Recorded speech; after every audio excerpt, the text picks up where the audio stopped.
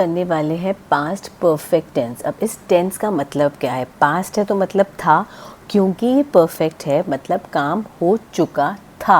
ठीक है, जैसे हैज़ हैव होता है काम हो चुका है, ऐसे ही हैज़ हैव का पास्ट हो जाता है हैड, जिसका मतलब होता है काम हो चुका था। अब क्योंकि ये हैज़ एंड हैव है, जब भी हैज़ एंड हैव आता है हम क्रिया का तीसरा रूप लगाते हैं। ठीक है, अब देखिए यहाँ पर हो गया सब्जेक्ट, जैसे आई हैड, अब इसमें से कुछ भी ले लो, eaten, I had eaten ice cream, मतलब मैं आइसक्रीम खा चुकी थी। अगर प्रेजेंट है काम कर चुकी हूँ तो आई हैव ईटन आइसक्रीम। दोनों में फ़र्क ये है, आई हैव ईटन आइसक्रीम का मतलब है मैं खा चुकी हूँ, अभी भी मुझे उसका मुंह में स्वाद है, अभी अभी खाकर हटी हूँ, या मैं ये आइसक्रीम खाने का तजुर्बा कर चुकी हूँ अपनी ज़िंदगी में। और हैड हो जाता है मैं ये काम कर चुकी थी। लेकिन देखिए अगर मैं इसके सेंटेंसेस, पहले इसके सेंटेंस स्ट्रक्चर को समझो फिर मैं आपको बताती हूँ इसका प्रॉपर यूजेज। अब जैसे है आई हैड ईटन लंच, मतलब मैं लंच खा चुकी थी। She had gone to the market, वो मार्केट जा चुकी थी। दे हैड प्लेड फुटबॉल, वो फुटबॉल खेल चुके थे। अब ये देखिए थर्ड फॉर्म ऑफ वर्ब लग गया। लेकिन देखिए ये सेंटेंसेस स्ट्रक्चर के हिसाब से ग्रामेटिकली तो बहुत करेक्ट है, लेकिन अगर मैं इसको कन्वर्सेशन में बात करूँ ये थोड़े अजीब से लग रहे हैं। मैं खा चुकी थी, फिर आगे क्या हुआ? वो मार्केट जा चुकी थी, कब जा चुकी थी? क्या हुआ था कि वो काम कर चुकी थी, वो फुटबॉल खेल चुके थे। तो इनको ये अपने आप में बहुत ही इनकम्प्लीट है अगर मैं खाली हैड और V3 के सेंटेंसेस बनाऊँ।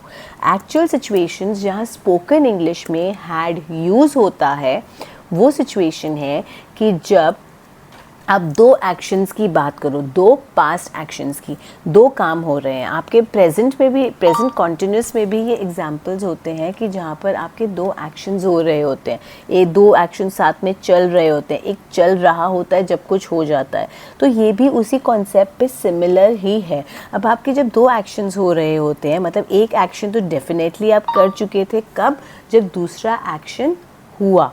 ठीक है, अब देखो कैसे, अब है वन एक्शन हैपेंड फर्स्ट, जो काम हो चुका था वो हो गया आपका हैड और V3 क्योंकि वो हो चुका है, और जो दूसरा एक्शन हुआ उससे पहले या उसके बाद या उस वक्त पर, वो आप बताएंगे सेकेंड फॉर्म ऑफ वर्ब से।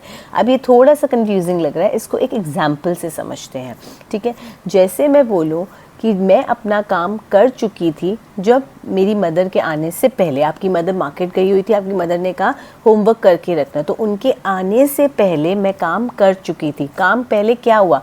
मदर के आने का या आपके काम ख़त्म करने का? डेफिनेटली आपके काम ख़त्म करने का। तो जो काम आप कर चुके थे उसको आप बोलोगे हैड, तो I had finished my homework. ये मम्मी के आने से पहले, पहले ये एक्शन हुआ कि आप कर चुके थे, कब? मदर के आने से पहले। आने को बोलते हैं कम, कम का पास्ट हो जाता है केम, बिफोर माई मदर केम। अब यहाँ पर भी आप कंजंक्शंस लगा के इसको जोड़ेंगे, जैसे बिफोर, व्हेन, इसकी मदद से आप दो एक्शंस को जोड़ेंगे। अगर आपने मेरी पास्ट कंटिन्यूस की वीडियो देखी हो तो उसमें भी मैंने समझाया है पास्ट कंटिन्यूस और पास्ट परफेक्ट में यही फ़र्क है कि यहाँ पर एक्शन चल रहा होता है और यहाँ पर हो चुका होता है। देखो अगर यही मैं कॉन्टिन्यूस पे बनाऊं तो मैं बोलूँगी कि जब मेरी माँ आई, अब बिफोर तो होगा नहीं, जब माँ आई तो क्या देख रही थी कि मैं काम कर रही थी, काम ख़त्म कर रही थी। I was finishing my homework when my mother केम। तो वो दोनों सिचुएशंस थोड़ी बहुत बदल जाती हैं। कॉन्टिन्यूस में भी दो एक्शंस चलते हैं, उसी वक्त एक पॉइंट ऑफ टाइम में काम होता है, लेकिन उस केस में काम चल रहा होता है। बंदा तुम्हारे को जो उस पॉइंट पे दूसरा एक्शन होता है वो तुम्हें देख रहा है वो काम करता हुआ, और इसमें ऑलरेडी वो काम हो चुका होता है। एक और एग्जाम्पल देखते हैं। She had left the party when I arrived. जब मैं पहुंची, अब जब वो जा चुकी थी मतलब वो निकल चुकी थी, तो पहला काम उसका निकलने को हुआ, तभी तो तुम आए और तुम मुझसे मिल नहीं पाए। तो she had left the party first action हो गया, उसको मैंने बता दिया had और V3 से। when I arrived, जब मैं पहुंची। ठीक है, अब इसका कॉन्टिन्यूस में कैसे होगा?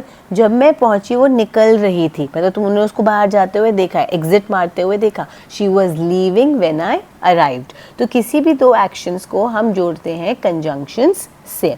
ठीक है, देखो use past perfect only when two things happen in the past. दो एक्शंस जो रिलेटेड थे, तुम्हें उससे मिलना था, वो निकल चुकी थी, वो रिलेटेड है। मदर तुम्हें काम दे के गई थी, मदर के आने से पहले तुम काम कर चुके थे। दो रिलेटेड एक्शंस हैं, उसमें से एक हो चुका होता है और एक उस वक्त होता है।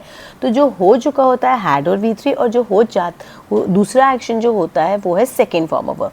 वो कहता है जब दो एक्शंस हों उनको आप जोड़ो कंजंक्शन से, प्लस दो एक्शंस के लिए आप हैड लगा सकते हो, लेकिन एक सिंगल एक्शन के लिए आप please second form of verb लगाओ। अगर सिंपल एक सिंगल एक्शन है, आप मार्केट गए, तो आप नहीं बोलो I had gone to the market, आप बोलो I went to the market. अगर आप बोलो कि मैं कल ये खाया था, सपोज कोई आइसक्रीम खाई थी, तो आई एट एन आइसक्रीम बोलो, I had eaten an ice cream मत बोलो। I had eaten an ice cream तब बोलो जब उसके साथ कोई एक्शन साथ में जुड़ा हो। जैसे मैं बोलूँ कि मेरे दोस्त के आने से पहले मैं वो उसकी आइसक्रीम ख़त्म कर चुकी थी, I had eaten an ice cream before he came. ठीक है, तो दो एक्शंस जोड़ने के लिए हैड जोड़ो, नहीं तो simple second form of verb में आप पूरी अपनी टेंस की बात कह दो। ठीक है, उसके बाद नेक्स्ट आ जाता है कि इसका हम नेगेटिव सेंटेंसेस कैसे बनाएं।